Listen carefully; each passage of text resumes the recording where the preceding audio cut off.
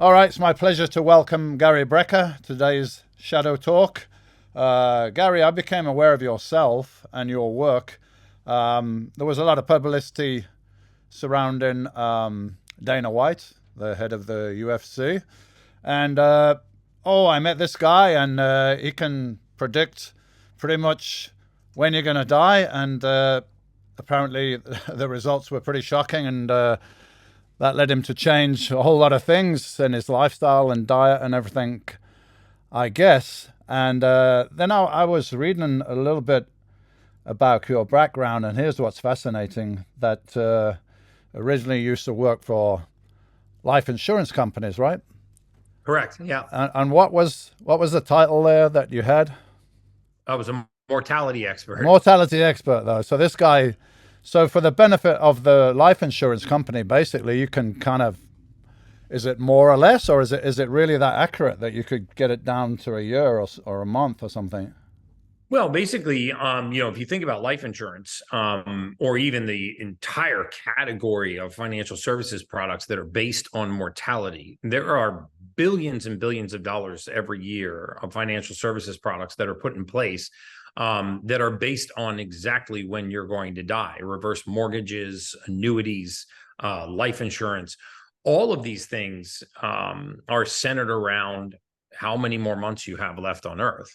And I get a lot of flack for saying, hey, we used to predict mortality to the month, but it is actually some of the most accurate science in the world. I always used to say that if the database that I had access to during that part of my career could ever see the light of day, it would permanently change the face of humanity. I was going to ask you, Gary, like, kind of, did you feel any conflict when you're like, well, look at this guy, he's going to pass away at 60, but if I could tell him A, B, C, and D, he might live to be whatever, 70 or something, right? You're really touching on exactly why I eventually left that industry, because I realized that this was not just data, right? There were human beings on the other side of these spreadsheets, and this was somebody's, mother or sister, somebody's father, somebody's brother.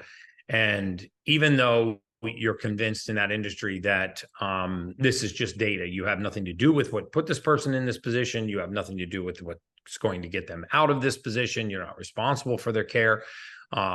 They even prohibited you legally from contacting the patient or the treating physician. So in many cases, even if you saw life-threatening drug interactions, you were prohibited by law from contacting the patient or the treating physician. And so, we know, for example, that modern medicine is the third leading cause of death. We know that medical error is the third leading cause of death in America. There was a 2016 Harvard University study, a 2019 Johns Hopkins study that actually was worse than the Harvard study. And you start to think, well, isn't it astounding that the industry that's designed to prevent death is the third leading cause of death? And when you start to process that, you realize that we're very good at crisis medicine, but we're very efficient at bio-optimization. And, when I had access to this database, it was glaringly apparent that the leading reason why people were not living healthy, happy, longer lives were for what we called modifiable risk factors. Meaning, had I been able to contact the patient, just touch base with them and say, hey, listen, you don't have rheumatoid arthritis. You actually have a clinical deficiency in vitamin D3. You don't need corticosteroids and eventually a joint replacement. You actually need cholecalciferol, vitamin D3 from the sun.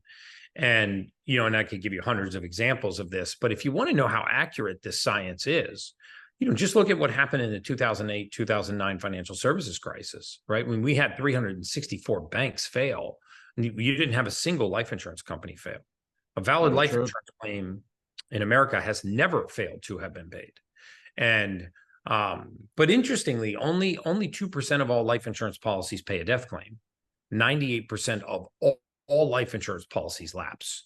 So only 2% of the policies that are put in force pay a death claim. But if you look at the risk that an insurance company is taking, it's unlike any other financial services enterprise in the world. No hedge fund, no venture capital fund, no investor of any kind, no mutual fund would take that level of risk, 25 million, 50 million, $100 million on just one variable.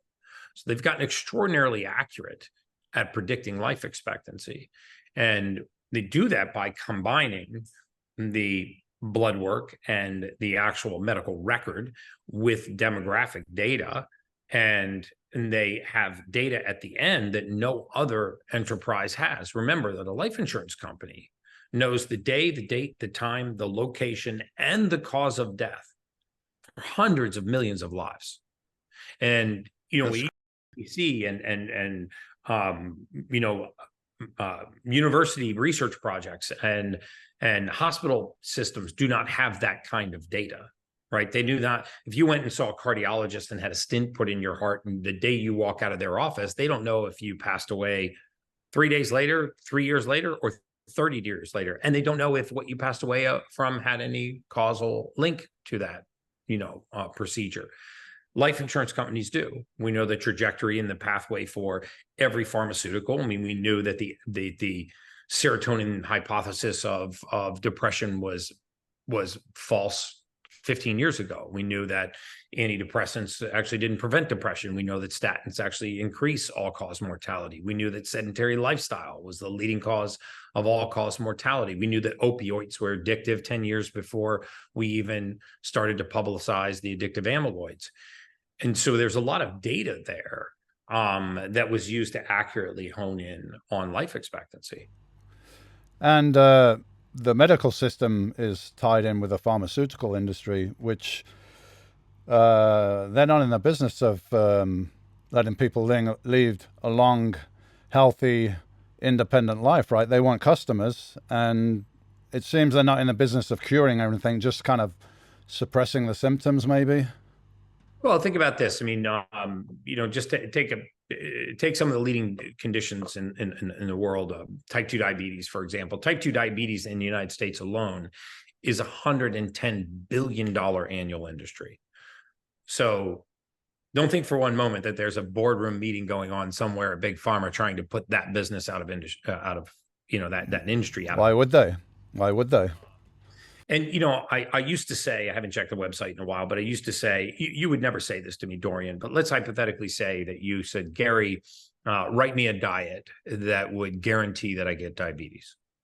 I would go right to the American Diabetic Association website and I would download their dietary guidelines. Which is what, 60% carbs or something like that? Well, I mean, for a breakfast in the morning for a type 2 diabetic, bowl of oatmeal with crushed brown sugar, a tablespoon of natural honey, and a glass of orange juice. Yeah.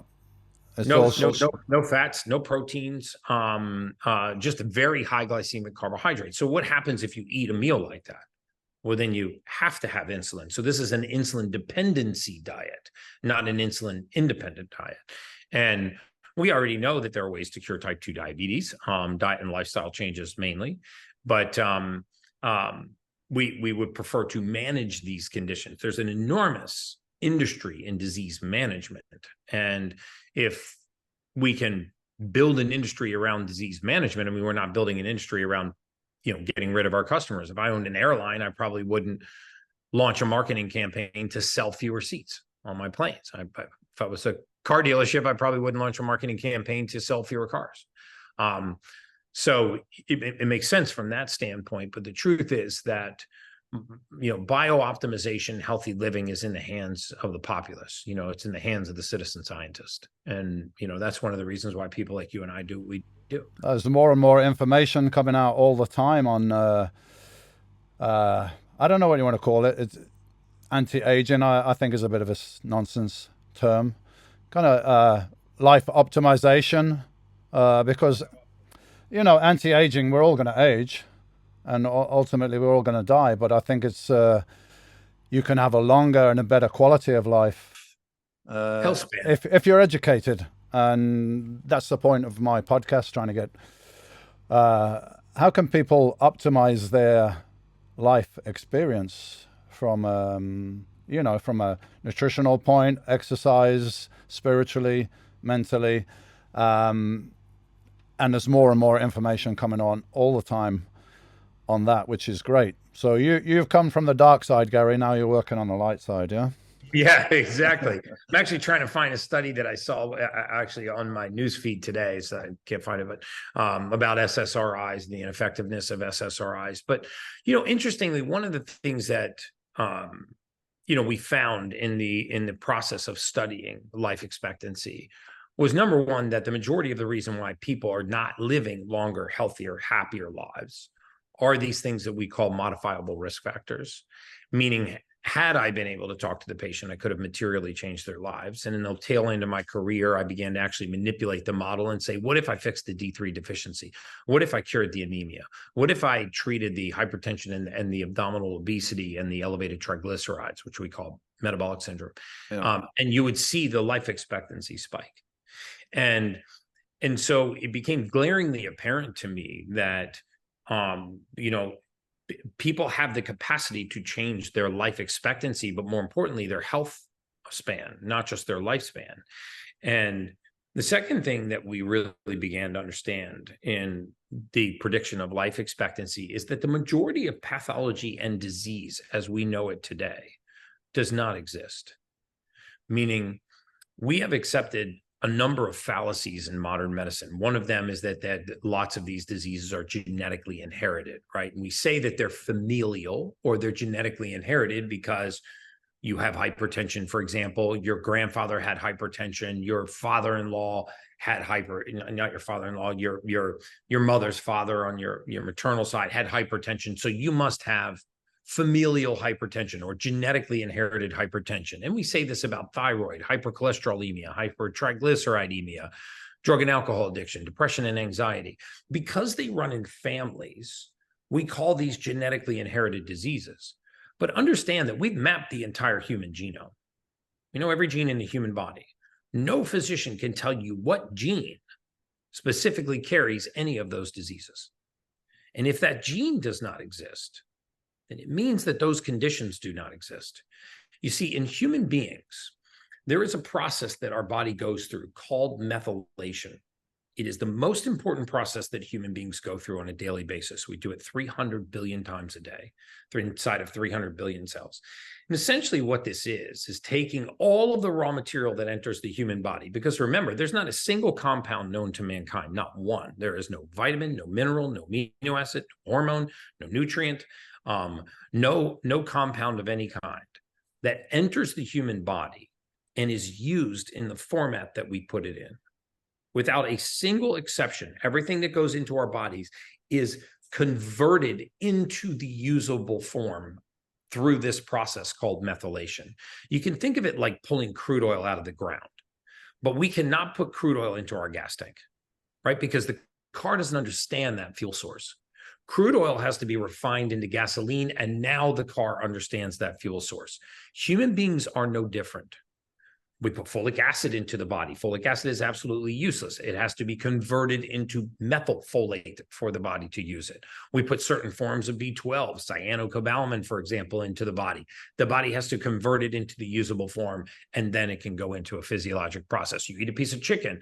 The protein in the chicken is not moved, not used. It's broken down into individual amino acids, and those enter biophysiologic transactions. So if your body cannot methylate, cannot make this conversion, you have a deficiency. It is this deficiency that leads to the most common ailments that we suffer from as mankind. So even though you're getting these vitamins, minerals, amino acids in your diet and you're consuming it, if the methylation system's not working optimally, you're not going to absorb it, basically. It's not absorbing it. It's actually converting it into a source which can be utilized. So for example, and we can talk about your genes, later in the podcast. Yeah. You have one of the most common gene mutations in the world. It's called MTHFR. Dorian, I'll be the first to tell you it's affectionately called the motherfucker gene. Okay. You can't help but think that when you look at it. It says MTHFR. Yeah. It stands for methylene tetrahydrofolate reductase. It's easy to remember that way. Yeah, it's easy to remember that way. That's why I tell people, if they are going to look that gene mutation up, please capitalize MTHFR, or you'll really find yourself on some colorful websites. But this gene mutation is an inability, amongst other things, to convert folic acid into the usable form called methylfolate. So if we just isolate this one genetic mutation, for example, not being able to convert folic acid doesn't sound like a big deal until you realize that folic acid is the most prevalent nutrient in the human diet. Folic acid, by the way, is also an entirely man-made chemical. It is a synthetic chemical. It is not a vitamin. We make it in a laboratory. You cannot find folic acid anywhere on the surface of the earth. It does not occur naturally in nature. It originated in about 1993. In the United States, Big Pharma has convinced the federal government to spray our entire grain supply with the chemical folic acid. All white rice, white flour, white bread, white pasta, and grains of any kind are sprayed with the chemical folic acid. Only we don't call it sprayed with folic acid. We call it fortified. Fortified. Like cornflakes.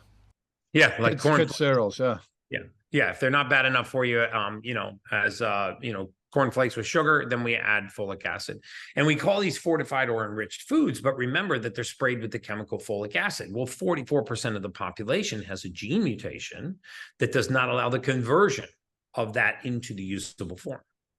So what happens in those bodies? Well, folic acid skyrockets and methylfolate becomes deficient. What are the consequences of that? Well, there's all kinds of what we would call psychiatric consequences: ADD, ADHD, OCD, anxiousness, anxiety. The reason why most people that have anxiety also have severe gut issues, they report gas, bloating, diarrhea, constipation, irritability, and cramping, is because the same methylfolate that helps to restore intestinal motility also helps with the conversion of tryptophan into serotonin, the main neurotransmitter of mood. And so we have a skyrocketing incidence of ADD, ADHD, and OCD in the United States. We have a skyrocketing incidence of bariatric issues, gastrointestinal issues. And we start to look at allergies and food sensitivities, and we start to look at gut bacteria, and all of those things are important. But in the majority of people that have that gene mutation, it is their gut motility that is affected. It is the pace of the gut, the speed of that conveyor belt, not the contents on the conveyor belt. Okay. Why people with this gene mutation chase food allergies for years, and they never find what's making them bloated or constipated or irritable or cramping. And it's the same reason why the majority of people that suffer from conditions like anxiety have very common characteristics. Number one, is that it's not coming from their outside environment, right? The majority of people that suffer from a lifetime of anxiety, for example, they had it on and off throughout their entire lifetime. First sign that it's a gene mutation. They cannot point to the specific trigger that causes it. It comes and goes seemingly without a trigger. Second sign that it's a gene mutation. Actually, that was a question I was thinking about the other day, that maybe I wanted to ask you, because so many people suffer from depression, anxiety. So is it the case that the brain chemistry is faulty, which creates the mood, or is it the environment that creates the mood that changes the brain chemistry? Well, think about it. It can be either. Yeah. So first of all, if you were to ask me, what is a mood, right? What is an emotional state? Like, what is it in the body? Well, first of all, it's a collection of neurotransmitters, usually bound to oxygen, but it's a collection of neurotransmitters. So happiness, so much serotonin, so much dopamine, so much norepinephrine, so much epinephrine, boom, you have the emotion happiness. So, and the same is true with passion, elation, joy, arousal, vengeance, libido. All of the different emotional states are different collections of neurotransmitters. Well, if you have an inability or limited ability to manufacture or to break these neurotransmitters down, then you go to assemble a mood and you actually don't have the raw material. So in other words, like going to a bakery chef and saying, listen, you can bake whatever you want. You just can't use butter. Okay, it doesn't sound like a big deal. It's just one ingredient, but you think of the number of recipes that deleting that ingredient would affect: cookies, pastries, pies, brownies, all of these different things.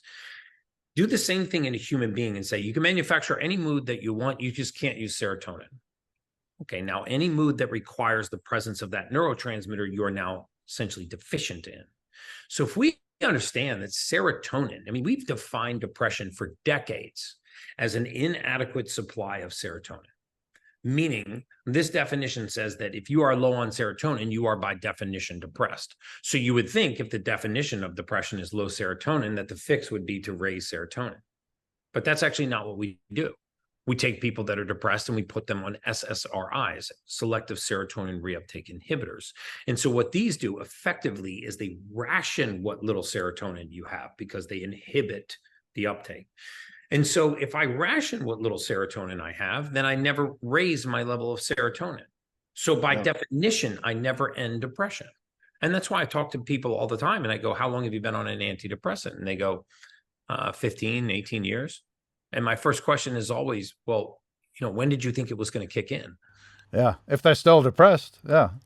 After 18 years of taking an antidepressant, you're still needing an antidepressant, then clearly it's not an antidepressant.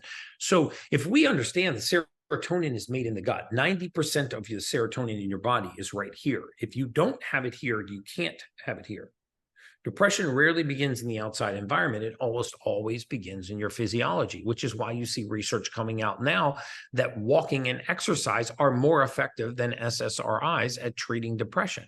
Who would think that it's that easy? But it is.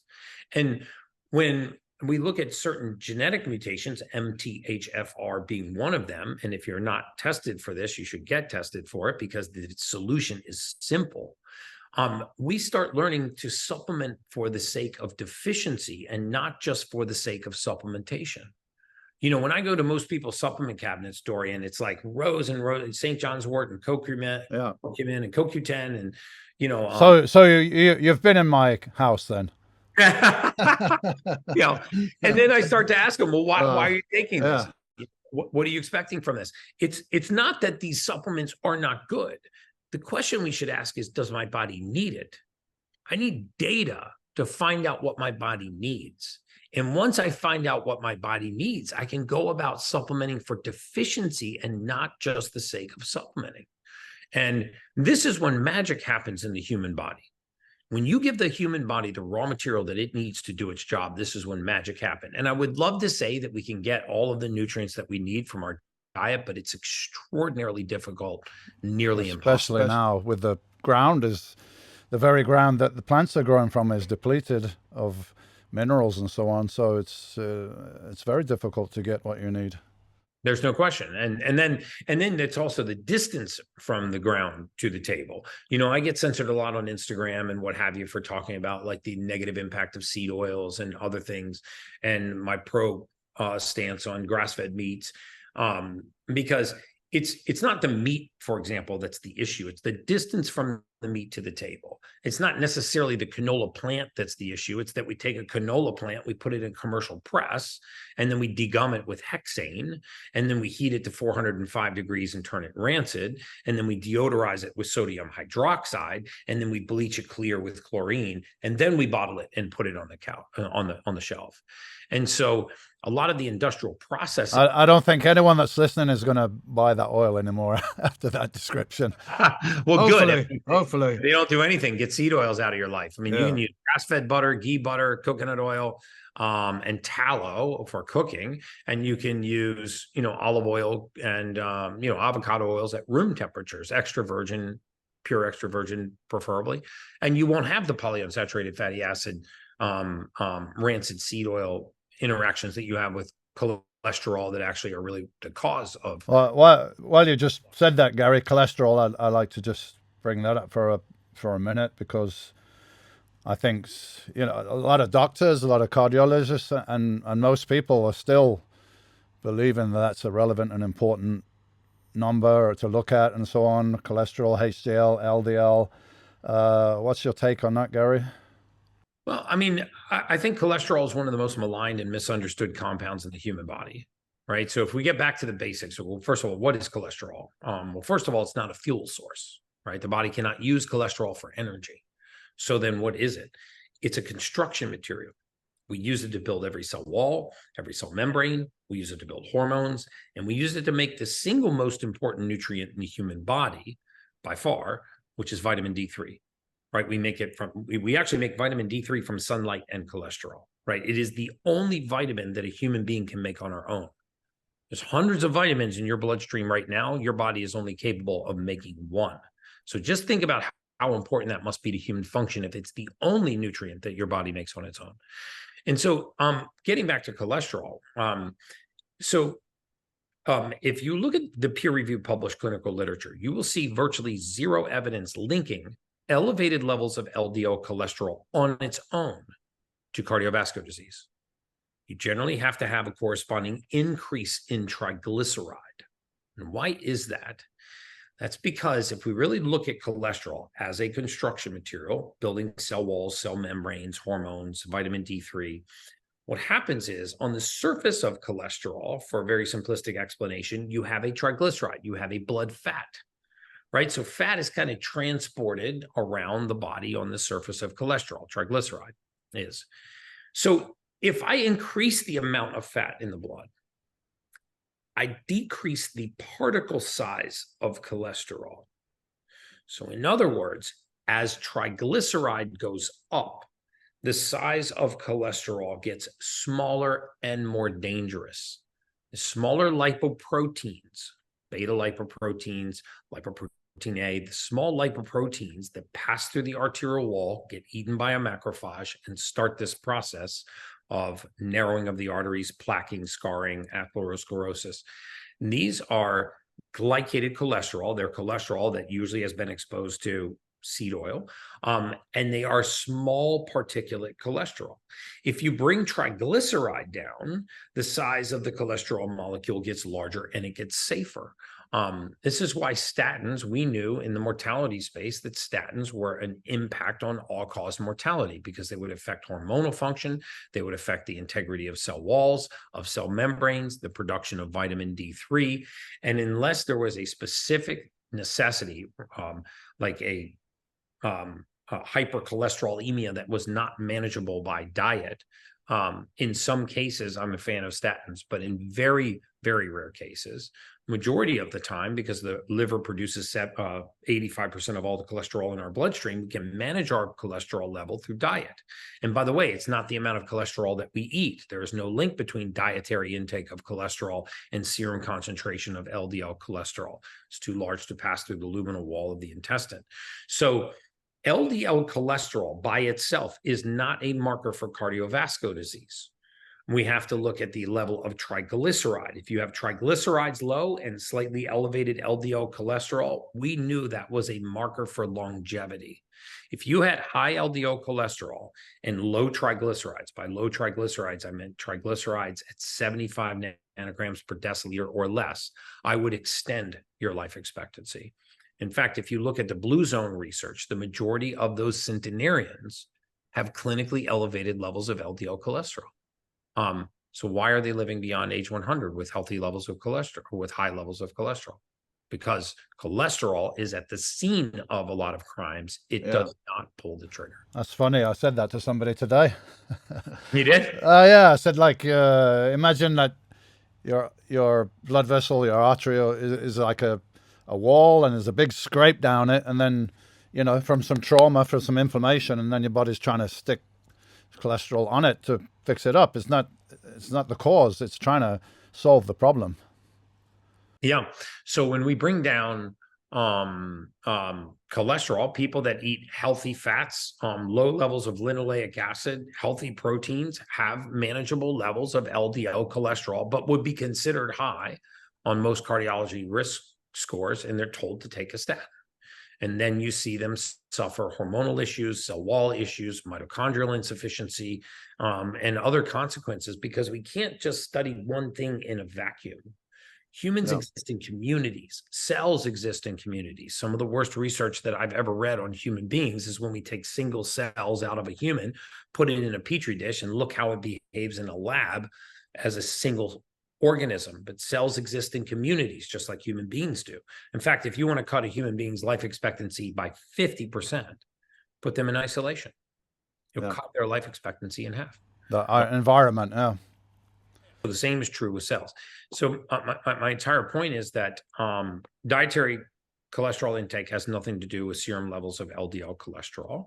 People that eat the most sugar have the highest amounts of cholesterol and the highest blood fats, and therefore the highest risk for cardiovascular disease. I think that sugar is the root of all evil, not the love of money. Yeah.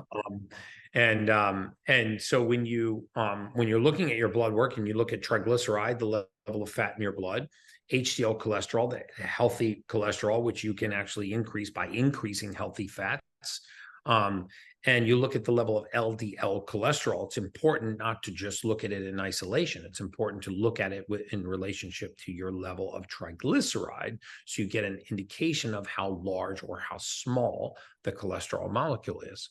If you took two 5-gallon buckets, let's say, set them right next to each other, you know they hold the same volume, right? So let's say that they're full of cholesterol. I'll show you how one could be a risk factor for cardiovascular disease and one could be a risk factor for longevity.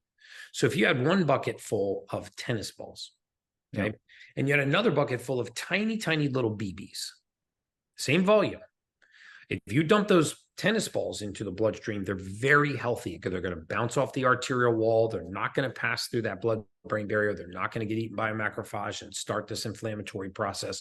But if you dump that bucket full of BBs into the bloodstream, that is very dangerous, right? So small particulate cholesterol. All right, Gary. So let's. What markers would you be looking at on a blood test? That, well, this is critical. Triglycerides to LDL.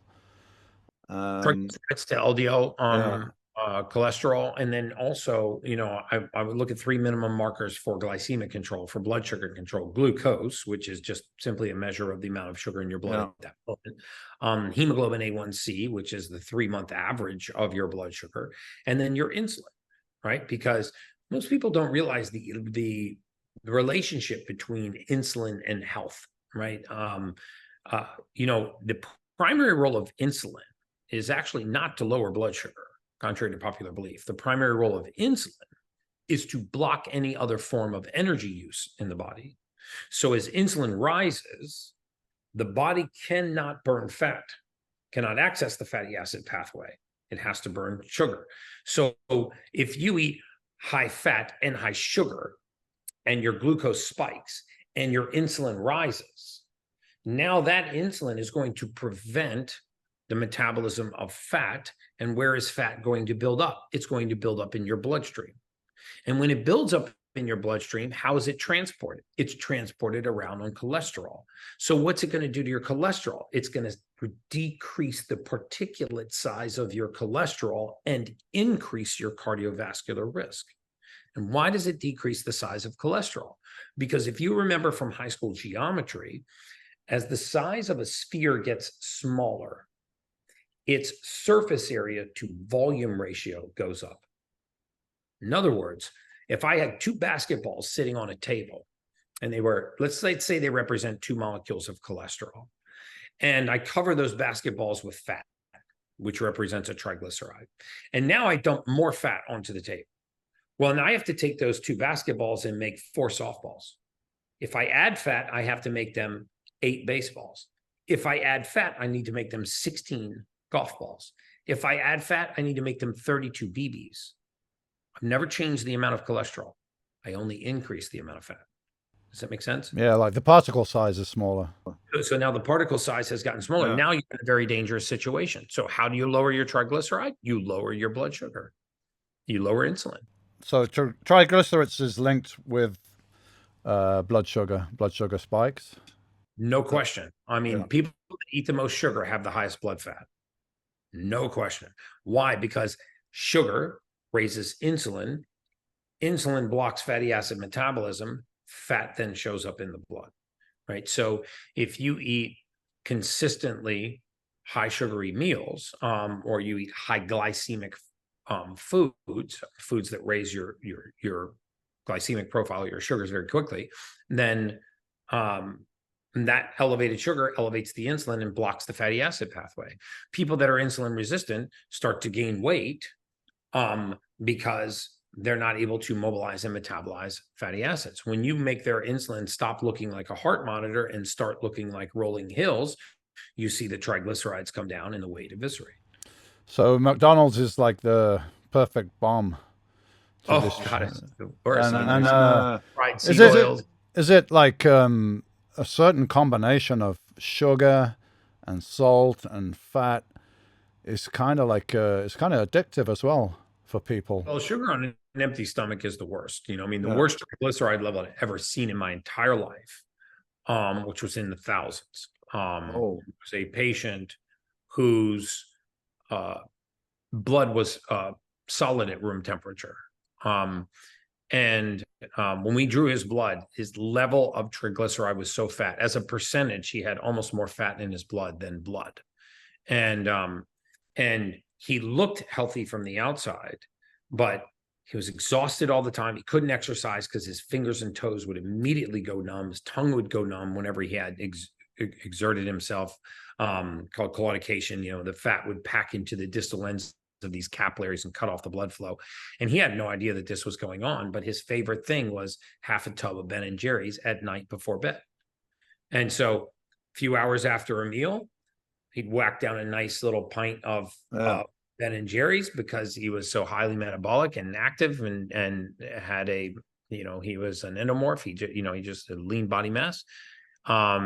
He was able to get away with it physically. And when I pulled his blood, I had a really serious talk with him. We had to actually put him on a ketogenic reset diet and really metabolize the fat out of his bloodstream because that was life threatening. Yeah, I do admit I'll hit the Ben and Jerry's sometimes, but it's not very frequently. So. I mean, look, at the end of a meal, it's not the worst thing in the world. I don't put everybody on the raw vegan diet or a keto diet. I don't think one diet fits all. With Dana White, he had a life-threatening level of triglyceride when I first met with him. And I think it was a very hard concept for him to understand that he had a very high level of fat in his blood. So I was going to put him on a high fat diet in order to bring it down. You know what's surprising to me is that a guy of that stature, you'd think he'd have like the best medical advice, and somebody would have picked up on that before. You would expect, right? Well, he was severely insulin resistant and pre-diabetic, nearly an insulin dependent diabetic. He wasn't quite to the he was above 6.4, but he hadn't made it quite to 7.0 on the hemoglobin A1C, which is where you determine somebody needs insulin. So he was almost to the point where he needed insulin to control his blood sugar. I mean, he was on a CPAP machine, he was on heart medication, he was on blood thinners. He was on a whole myriad of pharmaceuticals. But, interestingly, and back to this theory about talking about missing raw material in the human body. I mean, there is a test that I think every human being should do once in their lifetime. It's called a genetic methylation test. It's just a cheek swab. You stick a Q-tip in your mouth, you send it to a lab, and they tell you what methylation genes, what genes that convert these raw materials are broken. And then you supplement for their deficiency, not just the sake of supplementing. Because a lot of us are taking supplements that are not only useless, but they're actually harming us because our body doesn't need them. And so the question we really need to start asking ourselves is, what deficiencies does my body have? And how do I go about supplementing for that deficiency? That should be my priority. And once I fix those deficiencies, if you want to take things for hair and skin and nails, if you want to take, collagen for healthy protein or probiotics, those are all phenomenal. But if your body is missing a raw material and you don't know it, we have to hunt for that missing raw material and put it back into the body to really see it thrive. Most people that are listening to this podcast right now, regardless of their age, they are walking around at about 50 to 60% of their true state of normal because they are a few nutrients away from being fully optimal, from really understanding what it feels like to feel normal.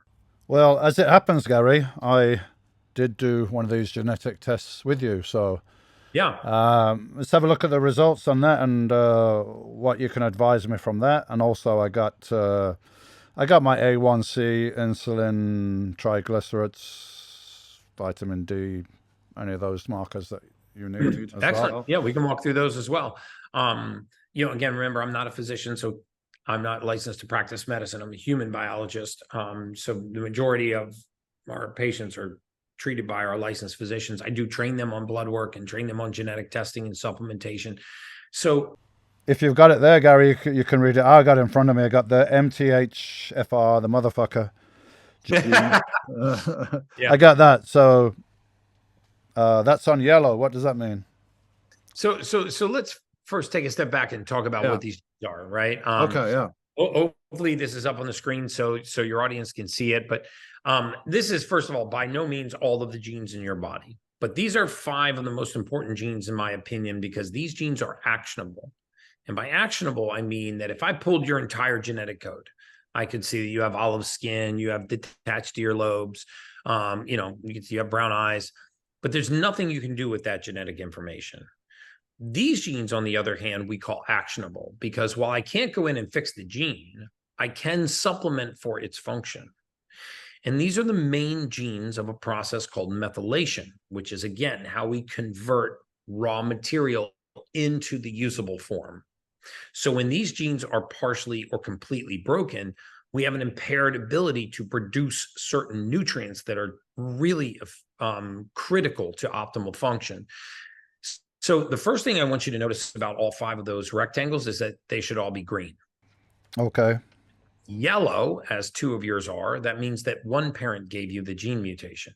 It works roughly 40% of the time.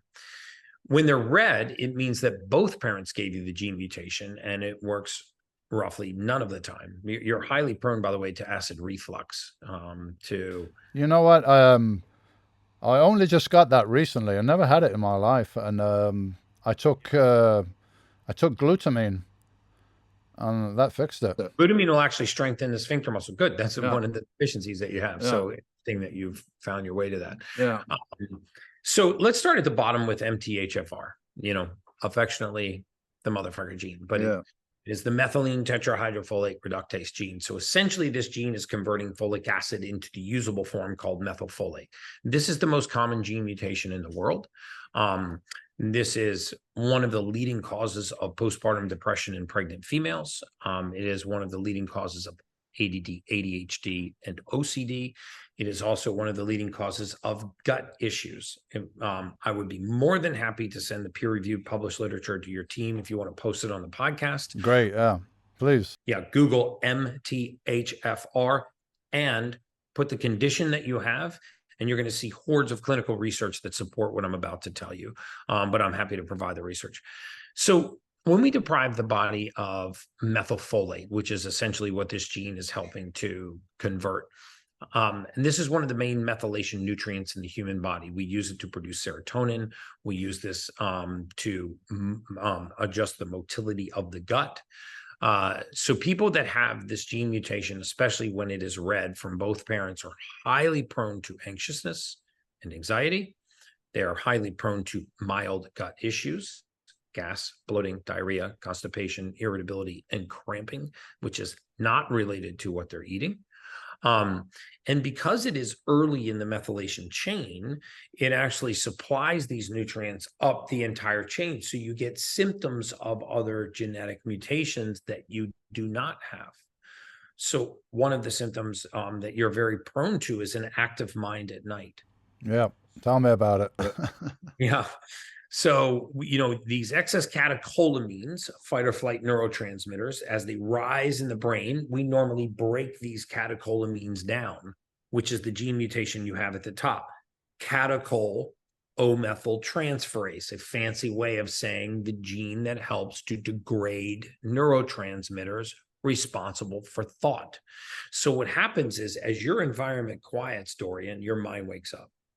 So you can go to bed tired, body tired, and then when you lay down at night, your mind wakes up and it starts just playing through the day.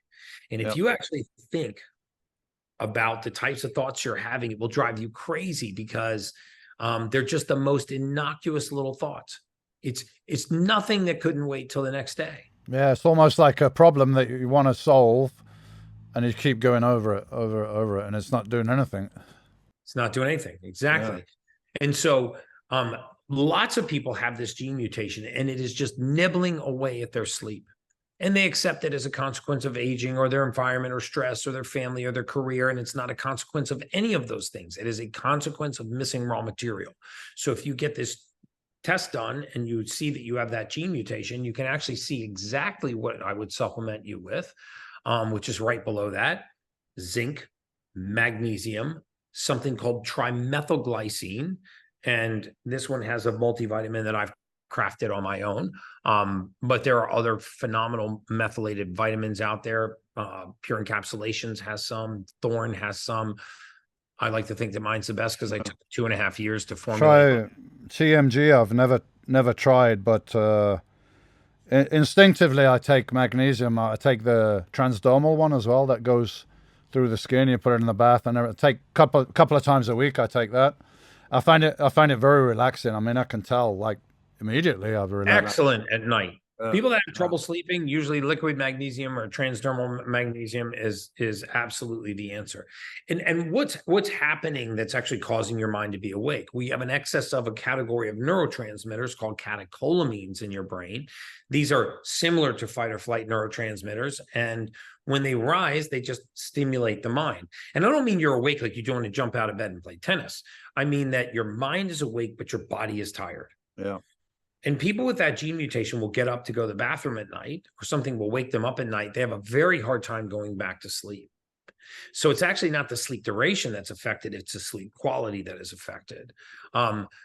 People that have the same combination of your genetic mutation are also prone to ADD and ADHD, which, by the way, are not attention deficits at all. They are attention overload disorders. There are too many windows open at the same time. Yeah. Attention deficit disorder is not a deficit of the ability to pay attention. It's a deficit in the ability to pay attention to so many things. So when this happens, because we're opening windows at a faster rate than we're closing them, meaning neurotransmitter stimulation is rising faster than it's being broken down. And so what happens when we have kids that have ADHD or they have that genetic mutation? Well, first of all, you need to get all the folic acid out of their diet. And second of all, any food that's fortified or enriched. And secondly, you need to supplement them with methylfolate, not folic acid, but methylfolate. In fact, if we supplemented pregnant women with methylfolate and not folic acid, because 44% of women have that gene mutation, you'd see postpartum depression nearly eviscerate, because 44% of women have that gene mutation. And as soon as they get pregnant, their OBGYN tells them to take high doses of folic acid and they go nuts. And eventually the pregnancy ends. So they stop taking the prenatal vitamin and the symptoms go away, but they blame it on the pregnancy, not on the vitamin. And so it's really important for women, especially, to get tested and find out if they have that MTHFR gene mutation, because if they do, very simple supplementation can fix that. So in your case, you're going to take my multivitamin, which is all methylated nutrients. I spent about 2.5 years building that specific multivitamin to close these gene breaks. And that's not expensive. I don't know what it is, 30, 40 bucks a month, but, or another brand of methylated vitamins, meaning not the junk cyanocobalamin, the folic acids, but using the methylated forms, the methylcobalamins, the methylfolate, the magnesium 3 and 8s, or the magnesium glycinate, that's very readily absorbed and can actually help down-regulate those. How much magnesium would you recommend daily? Well, it depends on your which kind as well, right? So if you actually look right here, it tells you the specific form of magnesium that you're going to use, and it actually gives you the milligram strength based on weight, right? Great. And I also go into some dietary recommendations there. Things that are really good for you are eggs, turkey, cheese, legumes, nuts, seeds. You need to avoid green tea and quercetin like the plague. Okay. Green tea and quercetin for people with that gene mutation is very stimulatory to their mind, because quercetin, although it's an amazing antioxidant, in people with that gene mutation, COMT, it will make their mind race. It will add to their anxiousness and anxiety, and it will also keep them awake at night. And where would you find methylfolate naturally? In all kinds in nature, all over the place. Remember, we take folate, which is found in green leafy vegetables all over the surface of the earth, and the body converts that into methylfolate. The problem Okay. is we start with folic acid, which is a synthetic chemical. We can't complete this conversion. So it's useless for us. Very, very interesting. So So, this is a game yeah. changer for you, man. You're about to start sleeping better. Your anxiousness and your anxiety is about to become a permanent thing of the past, and the gut motility will return to normal. So what will seem is happening to you is that food allergies and food sensitivities are going away. But the truth is, it's not because of food allergy or sensitivity. It's because of the gut motility. Okay. More regular. It will help with the acid reflux that I already said you're prone to, which you confirmed, and then with the waking mind at night, which you also confirmed. Yeah. I think it's important for your audience to know you didn't tell me any of that before we got on the phone. No, I didn't. And what's this one here? I got a red marker, so I have a defect from both sides. Yeah, that means that you got a gene mutation from both parents. Remember, there's a percentage that they pass it on. There's a percentage chance that they don't. When both do, you have a homozygous gene break, meaning both parents gave you the gene mutation.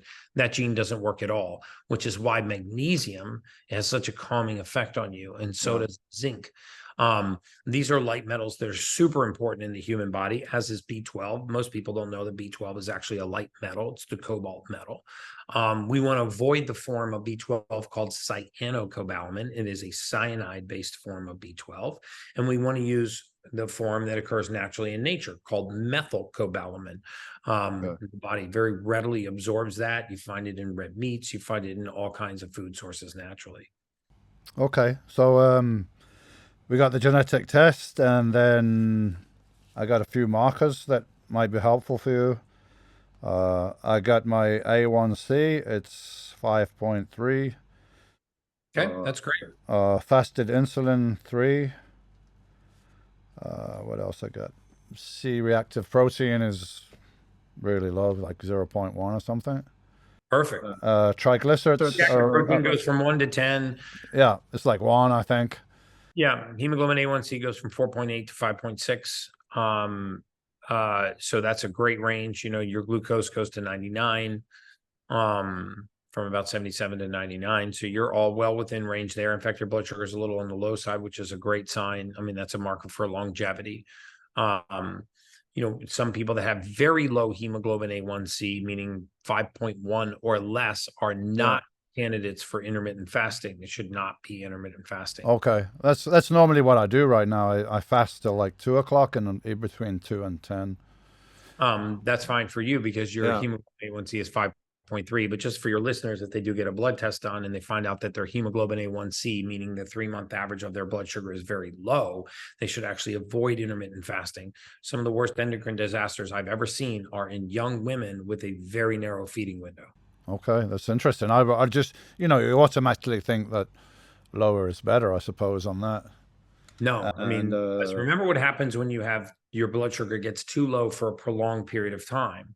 The pituitary, which is the master regulator in your brain, which is controlling your, well, in women, it controls menstrual cycle, and in men, it also controls the secretion of testosterone. It controls your metabolic rate. It actually controls your body temperature. It does so much. It's the master puppeteer sitting up in the brain, running everything. The pituitary will perceive prolonged low blood sugar as starvation, and it will begin to throttle back your metabolism. It will actually slow you down. Yeah, hormones. Got it. The other mark I got is triglycerides, which is 70 something. Well, that's half the end of the range. Triglycerides, you know, at 149 or less, but 70 is half of the measurable end of the range. So that's great. All right. So from that information, what other information would you need to like give an estimate on lifespan for somebody? So I don't really do the life expectancy predictions anymore. Dana White was the one I did in the 8 years since I left that industry, and I did it because it was the only thing that would kind of get through to him. And the reason for that is I told myself I wasn't going to spend one more day of my life predicting death. I was going to spend the balance of my time helping people live healthy. Nothing you can do about it as well, right? Yeah. Well, no, there is. You can actually, if you can modify your. No, I mean, there was nothing that you personally could do about it while you're working for the life insurance company. Yeah. Your hands are tied, right? So. Yeah. No, I mean, it was really, difficult to come to that realization. Now I'm very thankful that I spent that period of my life reading medical records because, I spent 6 days a week, 10 hours a day reading and extracting information from medical records. So I've probably read thousands of times more records than most physicians. Because they're busy practicing medicine. So I was able to take an enormously deep dive into the medical records. And what was astounding to me was the amount of misdiagnosis. Diagnoses will go into a medical record and nobody ever checks it. They go, okay, this patient was diagnosed with rheumatoid arthritis, but I would look in the record and say, where's the rheumatoid RA factors? Where's the SED rates? Where's the blood work confirming this? There's no diagnostics. And then we go back into the patient history and realize the patient went to see their primary care physician and described their condition. And the doc said, you've got rheumatoid arthritis. I'm just going to hit you with some high dose corticosteroids. And it would just start them on corticosteroids based on the patient history. And I would see this thousands of times. And then I would look in the record and I would notice they've been clinically single digit deficient in vitamin D3 for years. And it's showing up as multifaceted joint pain. And they're telling the doctor this, and the doctor, without knowing the vitamin D3 level, just says, well, you've got rheumatoid arthritis. Well, we knew if you started corticosteroids that you had 6 years and 1 day until you were having a joint replacement. So now I had to advance that patient's age artificially 6 years and 1 day. I had to schedule the joint replacement, and then I would begin to reduce what's called their ambulatory profile, how well they ambulated, how mobile they were, because we know that sitting is the new smoking. Yeah. Right. Sedentary lifestyle is the leading cause of all-cause mortality right now. And so I would begin to reduce their ambulatory profile. And then I would bring in all of the diseases that exacerbate with reduced mobility. So I would bring diseases forward from their future that they likely never would have had into their present. And then I would predict how quickly they would succumb to that disease. And if you think about the progression of this, they had a simple nutrient deficiency, were misdiagnosed with a condition that they did not have, put on a medication that was not required, which caused a surgery that wasn't necessary, which reduced their mobility and brought diseases forward they never would have had, and they died from a condition they never should have had. Changed the whole trajectory of that one thing changed the whole trajectory of their life going forward. And when I say I saw it thousands of times, that is not a sensational exaggeration. I saw it thousands of times because I would have the full medical file and I would say, well, I see that this person got diagnosed with Parkinson's, but then I see another physician has pulled viral pathogens, and they have these viral pathologies like West Nile and Zika, and the symptomology between West Nile and Parkinson's is superimposable. And the Parkinson's neurologist is throwing out the elevated white blood cell count because I can see here that they're going to disregard it because it's, they can't find a diagnostic rationale for it. So they're going to ignore it. And I would just in my mind go, oh my gosh, he actually has a chronic West Nile infection, not Parkinson's disease, and he's on Parkinson's medication, which is not working, while this viral pathogen progresses and seemingly Parkinson's symptoms are getting worse, but it's actually the viral pathology that's eating away at him. And again, I could give you hundreds and hundreds of these, and it was really sad to actually have access to all of this record and want to pick up the phone and say, hey, stop the Parkinson's medication, start taking an antiviral. Of course, I wasn't licensed to do that, and I didn't do it. But I wanted to contact the patient or the treating physician and say, listen, you have a virology lab that's popped in positive for this chronic viral pathogen. Why don't you start an antiviral protocol and see where that leads? And something as simple as low vitamin D that can be easily fixed. Why is that? Doctors are not trained to look for nutritional deficiencies. And we're also not trained to know what the deficiency, a nutrient deficiency, expresses as disease. So, for example, in Dana White's case, not to keep coming back to Dana White, but I was like, well, why are you on heart medication? I mean, I looked in your medical record. You've always had a normal EKG, a normal EEG, a normal stress test, and normal heart and lung sounds. I mean, all of your cardiac workup has been normal. But what you do have is a genetic inability to lower something called homocysteine. Ah, yeah. Too, by the way, you have the same condition, which is why we recommended trimethylglycine. Okay. And And so homocysteine is a natural amino acid in the human body. But when it gets to very high levels, because you have a gene mutation that doesn't allow you to metabolize it, as it rises, it becomes one of the most inflammatory compounds in the human body. Well, as homocysteine is cruising by the interior lining of the arteries, very often what it does is it irritates the arteries like glass nails on a chalkboard. And so what happens is when you irritate an artery, it clamps down. When you make the pipes smaller in a fixed system, pressure goes up. Yeah. There's nothing wrong with the heart, although, modern medicine very often is perfectly comfortable holding the heart responsible for a crime it's not committing. So we start pounding on the heart with diuretics or beta blockers or calcium channel blockers or other cardiovascular medication, ACE inhibitors, even though we don't have a diagnosis of anything wrong with the cardiovascular system. And we forgot to look at the nutrient deficiency, trimethylglycine, that doesn't allow them to break down homocysteine, which is causing this to rise, which is making 63,000 miles of blood vessel more narrow and driving pressure up. This is why the majority of hypertension is diagnosed as idiopathic hypertension or hypertension of an unknown origin, right? It's not that the origin is unknown, it's just that it's not the heart. So in Dana's case, our team put him on trimethylglycine. As his homocysteine fell, his arteries relaxed. As his arteries relaxed, his pressure returned to normal. That's fascinating. And I don't think many people have even heard of homocysteine. But you should be. If you have a history of hypertension in your family, you are not inheriting the gene hypertension, and you have not inherited the disease hypertension. Please don't subscribe to the fact that you have a disease so that you subscribe to a lifetime of medication.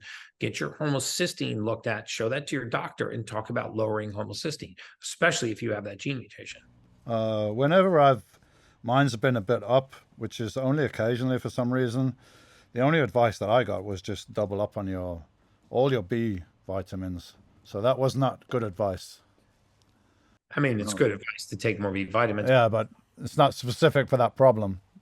Correct. Okay, so TMG, something I've never looked into. What I mean by targeted supplementation. Yeah. If you get the data, you supplement based on that data. Okay, so we're talking about health and disease, but we haven't mentioned exercise, yes, which is obviously very, very important. And how protective is exercise, and which kind of exercise is important or more important? Is it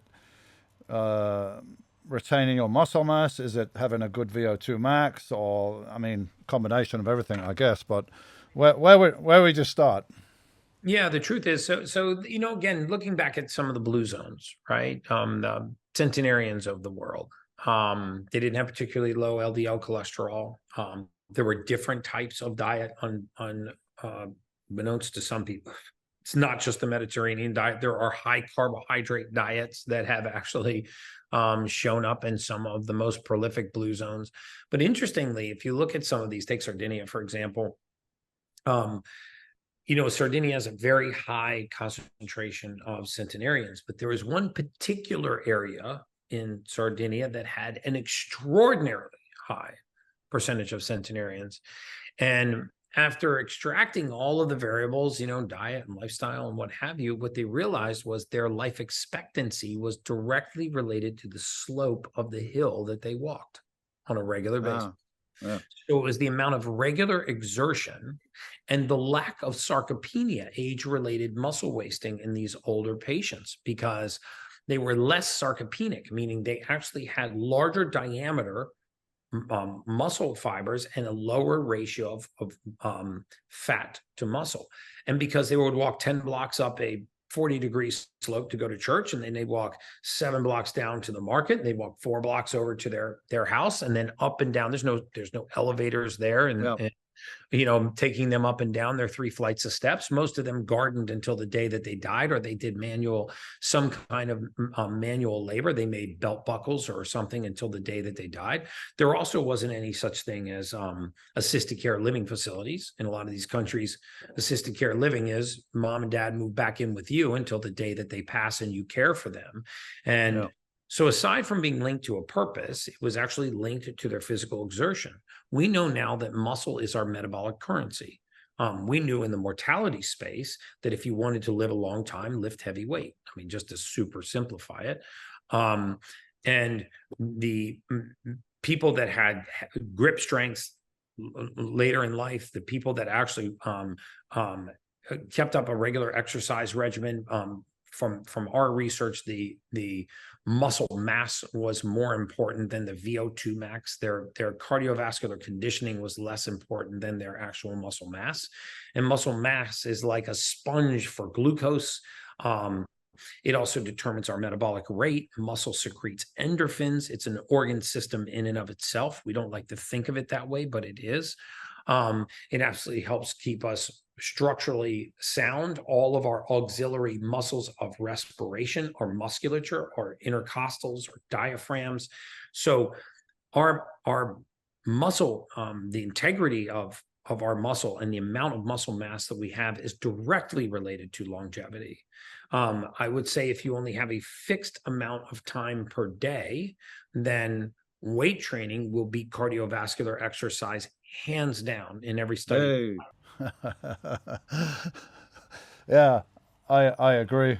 Obviously, a mix of the two is, you have a good, better, best. But if you have 20 Yeah. minutes a day, get in and pick up some weight and move your body through a functional range of motion. Absolutely, yeah. I work with some older people, and just having them like squat with no weight down to a bench that's a height that they can get to, just doing squats like that and a little light weight training, I saw their blood markers change dramatically within a month. Just having them dead hang for 2 minutes a day, Yeah, which their blood markers, having them squat. There are clinical studies looking at exercise and its impact on your glycemic profile, your sugar profile, and they took participants and had them walk for 45 minutes a day. They took another group and they had them walk for 15 minutes after each meal. Yeah. Same amount of exercise, but the participants that walked for 15 minutes after each meal had significantly lower hemoglobin A1C, glucose, and insulin levels, because this ability for the muscle to uptake that sugar and to improve their metabolism just in short amounts, proving that limited, even small amounts of mobility can have a dramatic change in your life. And most people think, well, I don't have a fancy gym, or I can't afford a gym membership, or I don't have the equipment that you have. I mean, listen, if there are plenty of tutorials online, you can crush yourself and make yourself cry with body weight exercise. Oh, absolutely, yeah. Right. You get a good trainer that with push-ups and air squats and lunges and static holds and planks and things like that, you can actually get a really good physiologic workout in without a single weight, without any kind of fancy equipment. And that's going to stimulate muscle growth if you're not used to it. I mean, if you're not used to it, that's high intensity, right? Yeah, and we want to fight sarcopenia in our older ages, right? I mean, we begin to lose more muscle mass every year than we gain. And so if we don't fight that, we will eventually shrink, become frail, and die. And one of the leading causes of mortality in older ages is falls. Yeah. Balance and grip strength. And why grip strength? Because if I can't grip the handrail hard enough to support my own weight, I fall even though I have my hand on a handrail or a car door or some other kind of object. And so, grip strength has been linked to longevity. It's interesting. I used to own a CrossFit gym years ago, and we brought a whole 8th grade class in, 8th graders, just the year before they went to high school. And we did some basic functional testing. One of them was they had to sit down, they had to squat down, and they had to set their butt on a stool that was either 6 inches or 12 inches off the ground, right? And then they had to stand up without using their hands. Do you know that 25% of these kids could not stand up from a squatted position without rolling to the side and standing up or pressing up with their hands in order to? It wouldn't actually surprise me that much, because the children now, they don't exercise. I mean, because of the technology, and also it seems like everyone's scared to let their kids go outside. And when I was a kid, it was just normal part of life. You ride your bike, you walk, and now kids are not doing that. And run around in a stream. Yeah, Yeah. exactly. And you know, and an even higher percentage of them could not sit cross-legged, you know, Indian style, and stand up without using their hands. We were shocked. We actually were doing it to start, you know, to find their functional range, to start them on a low impact CrossFit program that we were doing with the local public school. And when we put them through this functional testing, we couldn't get our arms around it. It's like, man, these kids that can't stand up from a sitting position in 8th grade, by the time they're in their 50s, are going to be immobile. Yeah, it doesn't bode well for the future, does it? So that's why we got to get this information out as much as possible, and that's what you're doing. And it's been great chatting to you. I'm thinking we could do another hour, but we both got to get on and do things. So thanks a lot, Gary. Let's stay in touch, and whatever, your lady's in touch with my team. So whatever links you want us to put at the bottom, links to studies or links, whatever you want. Just follow me on Instagram. I have a podcast called The Ultimate Human. Great. We'll mention it all. Whatever you need, just let us know. And who knows, maybe we meet up in person one time. I'm coming out to Florida end of next month, because I got the Mr Olympia there in end of next month. Well, definitely hit me up, and we'll I'm in Orlando for like 10 days or something, so not far away. All right, let's make it a point to connect, Dorian. Will do, man. Will do. Thanks a lot, Gary. Brother. Have a great afternoon. The rest of your day. Thank you. You too. Bye-bye.